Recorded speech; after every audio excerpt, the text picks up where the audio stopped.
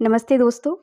आज हम आपके लिए टॉप 50 करंट अफेयर्स एमसीक्यू लाए हैं जनवरी 2025 से सितंबर 2025 तक के लिए।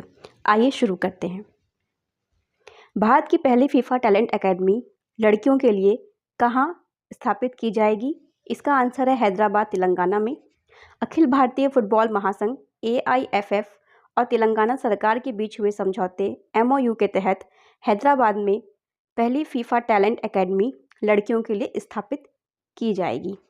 तेलंगाना के चीफ मिनिस्टर हैं अन्नामुल रेवंत रेड्डी जी, ये रहे, और AIFF के प्रेसिडेंट हैं कल्याण चौबे जी।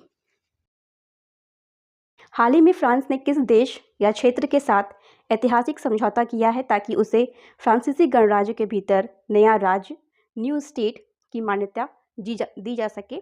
तो इसका आंसर है न्यू कैलेडोनिया। 12 जुलाई 2025 को फ्रांस और न्यू कैलेडोनिया के बीच हुए समझौते के तहत फ्रांसीसी गणराज्य के भीतर न्यू कैलेडोनिया राज्य का निर्माण किया गया है। यहाँ आप मैप में इसकी लोकेशन देख सकते हैं। ऑस्ट्रेलिया और न्यूजीलैंड के बीच में ये है, एक आइलैंड है। हाल ही में उत्तर प्रदेश ने राज्य में आपदा जोखिम न्यूनीकरण डिजास्टर रिस्क रिडक्शन कार्यक्रम लागू करने के लिए किस संगठन के साथ समझौता किया? ये है UNDP। 2025 की ऑनलाइन गेमिंग एक्ट का मुख्य उद्देश्य क्या है? इसका उद्देश्य है ऑनलाइन गेम्स पर प्रतिबंध लगाना, मनी गेम्स पर प्रतिबंध लगाना। इस कानून का मुख्य ध्यान है एक मजबूत ढांचा और जिम्मेदार डिजिटल वातावरण तैयार करना। इसका उद्देश्य आसक्ति और धोखाधड़ी को रोकना है। 2025 की promotion and regulation of online gaming act संसद में किस रूप में प्रस्तुत की गई? तो ये है अनुच्छेद 117 के तहत वित्त विधेयक के रूप में प्रस्तुत की गई। केंद्रीय मंत्रिमंडल ने राष्ट्रीय सहकारी विकास निगम NCDC को अनुदान देने के लिए कौन सा केंद्रीय क्षेत्र योजना मंजूर किया, जिसकी कुल आवंटन राशि कितनी है? तो ये है 2000 करोड़ 4 वर्षों के लिए। इस योजना के तहत 2025 से 2029 के लिए प्रतिवर्ष 500 करोड़ का आवंटन किया गया है। रेलवे सुरक्षा बल RPF की पहली महिला महानिदेशक डायरेक्टर जनरल के रूप में किसे नियुक्त किया गया है? यह है सोनाली मिश्रा जी। वह RPF की पहली महिला महानिदेशक हैं। RPF की स्थापना RPF एक्ट 1957 के तहत हुई थी। यह रेलवे संपत्ति और यात्रियों की सुरक्षा करती है। भारत और एशिया की सबसे लंबी मालगाड़ी रुद्राक्ष ने अगस्त 2025 में अपना परीक्षण यात्रा कहाँ से कहाँ किया? तो ये है चंदौली गंज ख्वाजा स्टेशन से गरवा, जो कि झारखंड में है। कुल दूरी 209 किलोमीटर है और औसत गति 40.5 किलोमीटर प्रति घंटा। भारत और फिलीपींस ने अपने संबंधों को 2025 में रणनीतिक साझेदारी के स्तर पर उन्नत किया और इसके लिए कार्य योजना किस अवधि के लिए बनाई गई है? तो ये है 2025 से 2029 और ये रहे फिलीपींस के प्रेसिडेंट बोंगबोंग मार्कोस। रूस ने आधिकारिक रूप से 1987 के intermediate range nuclear forces treaty की अपनी प्रतिबद्धता समाप्त कर दी। INF संधि 1987 के अनुसार किन रेंज की सभी ग्राउंड लॉन्च बैलिस्टिक और क्रूज मिसाइलों को खत्म करना आवश्यक समझा गया है? तो ये है 500 से 5500 किलोमीटर वाली सारी मिसाइलों को खत्म करने के लिए किया गया। भारत का पहला ड्रोन AI संचालित क्लाउड सीडिंग का प्रयोग कहाँ किया जा रहा है? तो ये है रामगढ़ डैम, उदयपुर में। यह पायलट प्रोजेक्ट जेनेक्स AI राजस्थान सरकार और अमेरिकी कंपनियों के सहयोग से किया गया है। इसका उद्देश्य 20 वर्षों से सूखे पड़े इस डैम को पुनर्जीवित करना है और जल संकट का समाधान करना है। अरुणाचल प्रदेश में स्थित इटालियन हाइड्रो इलेक्ट्रिक प्रोजेक्ट किस नदी प्रणाली पर है? तो यह है ड्री और टेंगोन नदियों से मिलकर जो दिबांग नदी बनती है, उस पर बनाया गया है। ये इसमें एक चीज़ और है कि दिबांग घाटी पूर्वी हिमालय की ग्लोबल बायोडाइवर्सिटी हॉटस्पॉट में शामिल है। 10 दिवसीय मिशन होप, जो गगनयान के लिए अंतरिक्ष यात्रियों का जीवन अनुकरण करता है, कहाँ आयोजित किया गया है? तो ये है स्योकार घाटी, लद्दाख में। इस सुविधा को स्योकार घाटी में 14,000 फीट की ऊंचाई पर बनाया गया है। होप का फुल फॉर्म देख लेते हैं, Himalayan outpost for planetary exploration. अगस्त 2025 में एक्सियोम 4 मिशन के बाद कौन सी संस्थाओं ने post flight crop seed studies शुरू की हैं? तो ये है Indian institute of space sciences and technology IIST और केरला एग्रीकल्चर यूनिवर्सिटी KAU। दुनिया का पहला दुर्लभ रक्त समूह CRIB किस भारतीय राज्य में खोजा गया है? तो ये है कर्नाटका में। मिनिस्ट्री ऑफ अर्थ साइंसेस ने ब्लू इकॉनमी पर एक श्वेत पत्र जारी किया है जिसका शीर्षक है transforming India's blue economy, innovation and sustainable growth. यह श्वेत पत्र किस वर्ष तक के रोड मैप को दर्शाता है? तो ये है 2035 तक के। ब्लू इकॉनमी सतत विकास लक्ष्यों SDG के महत्वपूर्ण विशेषकर गोल 14 से संबंधित है जो कि लाइफ बिलो वाटर है। ब्लू इकॉनमी की अवधारणा पहली बार प्रोफेसर गुंटर पाउली ने UN यूनिवर्सिटी 1994 में पेश की थी। Mines and minerals development and regulation amendment act 2025 किस मूल अधिनियम में संशोधित करता है? तो ये है माइंस एंड मिनरल एक्ट 1957। किस भारतीय राज्य ने platform based gig workers social security and welfare bill 2025 पास किया है? तो ये है कर्नाटका ने। प्रलय मिसाइल का परीक्षण जुलाई 2025 में कहां से किया गया? तो ये है doctor APJ Abdul Kalam island Orissa से। 28 से 29 जुलाई 2025 को किया गया था। अगस्त 2025 में परीक्षण की गई भारत की अग्नि 5 मिसाइल की संचालन रेंज ऑपरेशनल रेंज क्या है? तो ये है 5000 किलोमीटर। इसे integrated test range Chandipur Orissa में परीक्षण किया गया। यह परमाणु हथियार ले जाने में सक्षम है। यह एक इंटरमीडिएट रेंज बैलिस्टिक मिसाइल है। स्वतंत्रता दिवस 2025 की पूर्व संध्या पर प्रधानमंत्री ने डेमोग्राफी मिशन की शुरुआत की जिसका उद्देश्य क्या है? इसका उद्देश्य था अवैध आप्रवास की चुनौतियों का समाधान करना। अगस्त 2025 में प्रधानमंत्री उच्च स्तरीय डेमोग्राफी मिशन की घोषणा की गई। यह मिशन जनसांख्यिकीय संतुलन, सीमा प्रबंधन और राष्ट्रीय सुरक्षा से जुड़ा हुआ है। 15वीं Ramsar conference of the contrasting parties COP15 कहाँ आयोजित किया गया? तो ये है हरारे, जिम्बाब्वे में। Global outlook council on water investments के संदर्भ में निम्नलिखित कथनों पर विचार कीजिए। पहला है, इसे दक्षिण अफ्रीका के राष्ट्रपति द्वारा एक G20 प्रेसिडेंशियल गैलेसी पहल के रूप में शुरू किया गया था। दूसरा है, GOCWI के अंतर्गत ग्लोबल वाटर पार्टनरशिप का ट्रांसफॉर्मेशन एजेंडा वर्ष 2030 तक जल सुरक्षा के लिए 15 बिलियन अमेरिकी डॉलर जुटाने का लक्ष्य रखता है। इसमें से कौन से कथन सही हैं? तो हमारे दोनों कथन सही। हाल ही में मातृ वन पहल की शुरुआत कहाँ की गई? तो ये गुरुग्राम हरियाणा में की गई। इसका उद्देश्य अरावली पर्वत श्रृंखलाओं में 750 एकड़ का शहरी वन विकसित करना है। यह पहल एक पेड़ माँ के नाम कार्यक्रम के अंतर्गत शुरू किया गया है। हाल ही में भारत सरकार द्वारा शुरू किया गया आदि कर्मयोगी अभियान मुख्य रूप से किस उद्देश्य के लिए है? तो यह जनजातीय समूहों को जमीनी नेतृत्व के माध्यम से सशक्त बनाना है। आदि कर्मयोगी अभियान को जनजातीय कार्य मंत्रालय द्वारा शुरू किया गया है। इसका उद्देश्य जनजातीय समुदायों में उत्तरदायी शासन को मजबूत करना और स्थानीय नेतृत्व को अवसर प्रदान करना है। हाल ही में कौन सा राज्य भारत का पहला 100% डिजिटल साक्षर राज्य बना है? तो ये है केरल। केरल ने DG केरलम कार्यक्रम के माध्यम से 100% डिजिटल साक्षरता हासिल की है। इससे पहले केरल द्वारा शुरू किए गए अक्षया प्रोजेक्ट के अंतर्गत मलपुरम भारत का पहला साक्षर राज्य जिला बना था।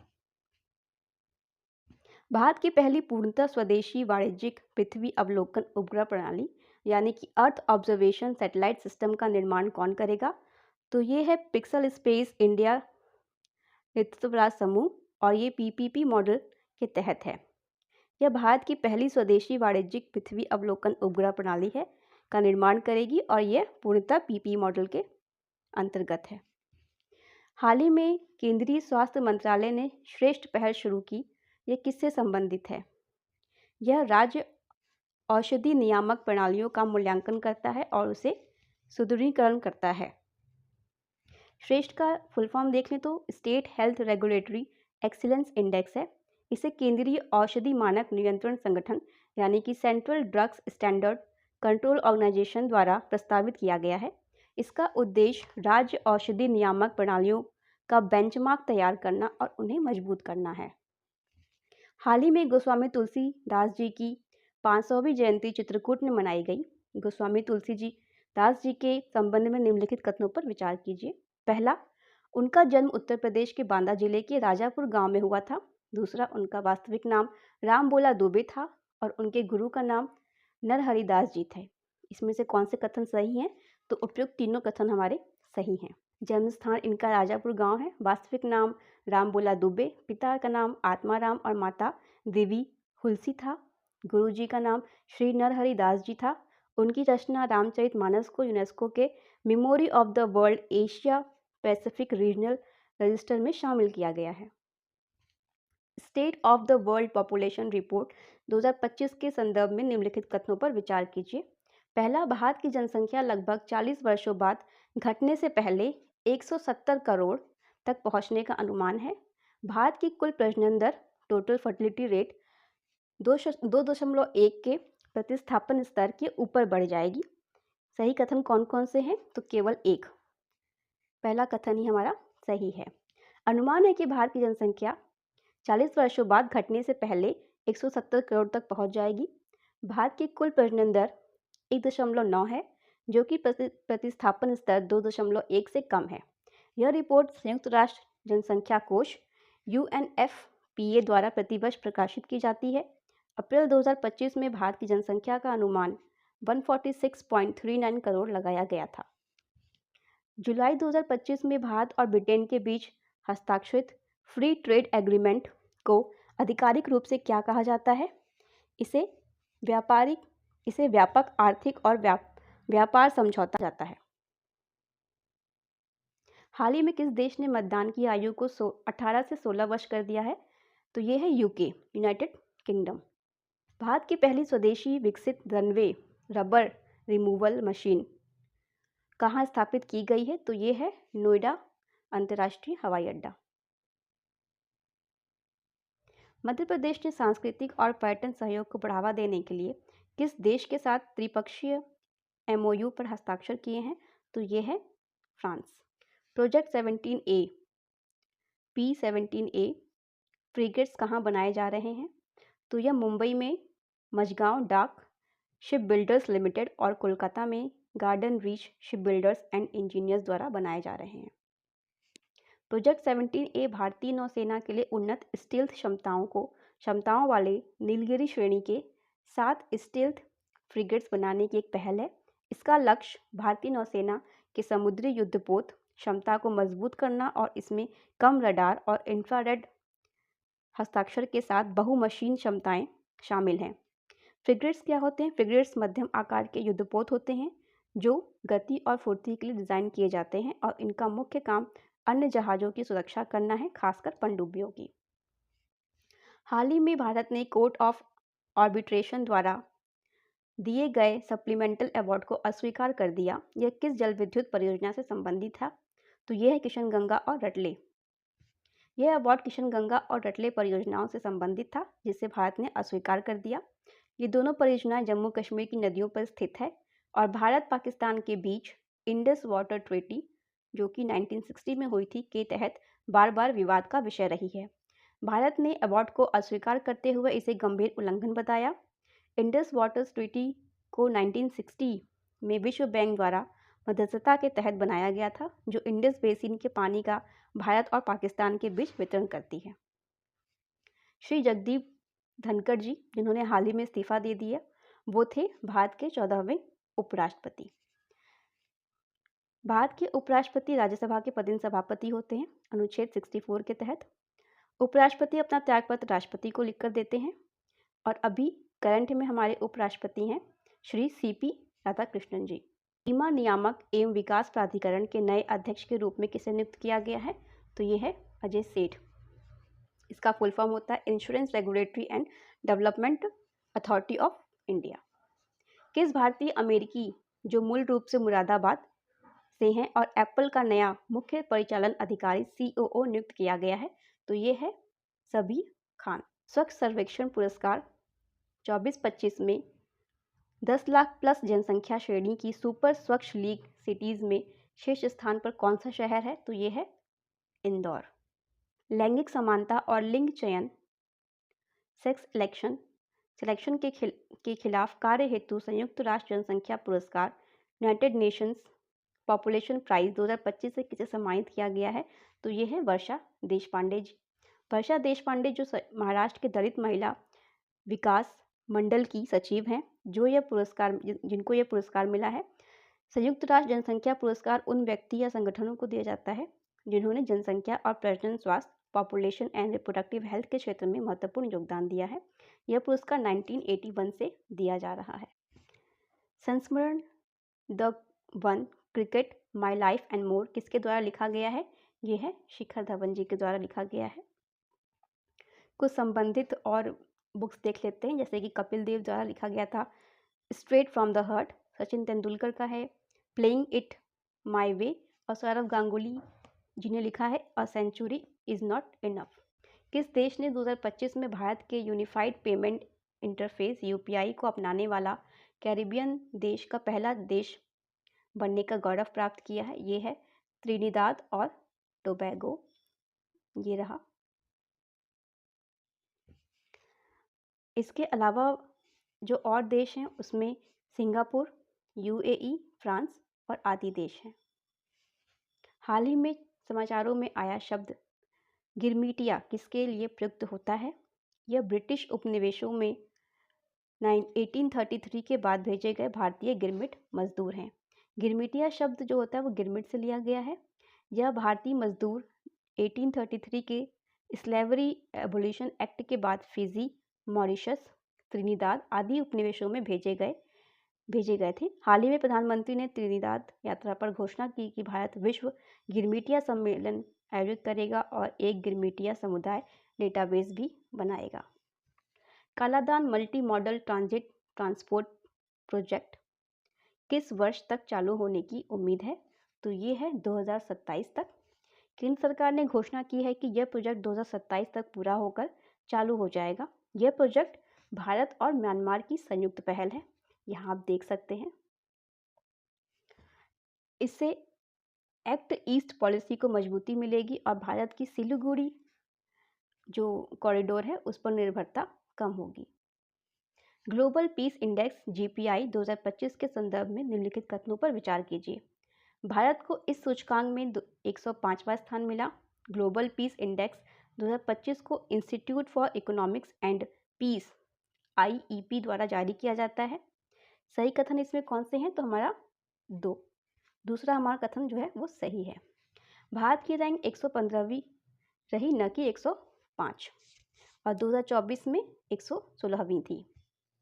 इसके अतिरिक्त देखें तो आईईपी ग्लोबल टेररिज्म इंडेक्स भी जारी करता है।